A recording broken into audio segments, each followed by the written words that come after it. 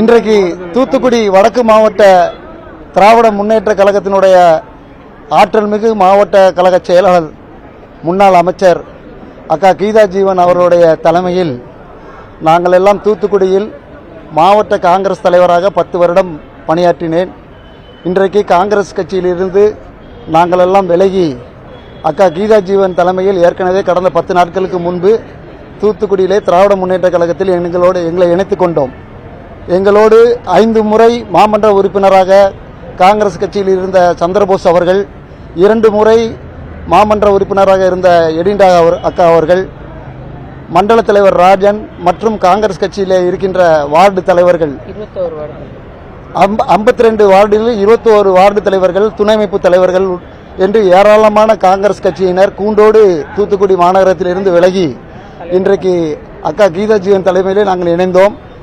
கழக தலைவர் அவர்கள் இன்றைக்கு பார்க்க வேண்டும் என்று எங்களுடைய மாவட்ட செயலாளர் அக்கா கீதா ஜீவன் அவர்களிடம் நாங்கள் எல்லாம் கேட்டுக்கொண்டதற்கு இணங்க எங்களை எல்லாம் இன்றைக்கு கழக தலைவர் தளபதியார் அவர்களை சந்திப்பதற்காக எங்களை அழைத்து வந்து இன்றைக்கு கழக தலைவர் தளபதியாரிடம் நாங்கள் ஆசி பெற்றோம்.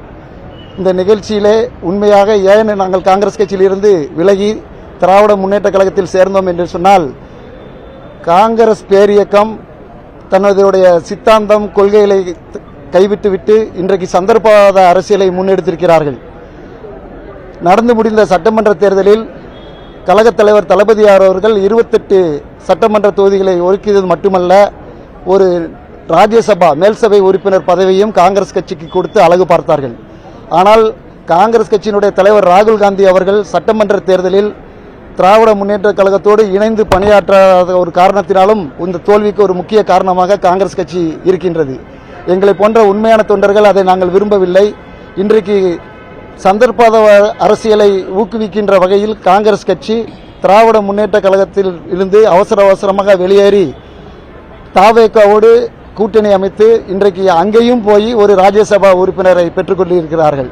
இப்படி காங்கிரஸ் கட்சி தனது கொள்கையில் இருந்து மாறுபட்ட காரணத்தினால் நாங்கள் எல்லாம் காங்கிரஸ் கட்சியில் இருந்து விலகி அக்கா கீதா ஜீவன் அவர்கள் தலைமையிலும் கழக தலைவர் தளபதியார் அவர்கள் ஆசையோடு இன்றைக்கு திராவிட முன்னேற்ற கழகத்திலே நாங்கள் இணைந்திருக்கின்றோம். கழகம் மீண்டும் வெற்றி பெறும், தளபதியார் மீண்டும் முதல்வராக வருவார். நாங்கள் எல்லாம் அயராது பாடுபடுவோம்.